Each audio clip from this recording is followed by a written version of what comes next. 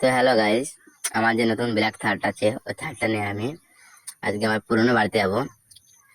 তো গাইস আমি বেরিয়ে পড়েছি যে আমার নতুন থার্ডটা, এই থার্ডটা নিয়ে আমি যাব আমার সে পুরনো বাড়িতে। আমি বহুদিন যাইনি ওখানে, তো আজকে যাব। বেশি দূর না গাইস, এই কাছেই আছে আমার সে পুরনো বাড়ি। ওখানে এখন ভূত মুত বাস করে হয়তো, ওখানে কেউ থাকে না।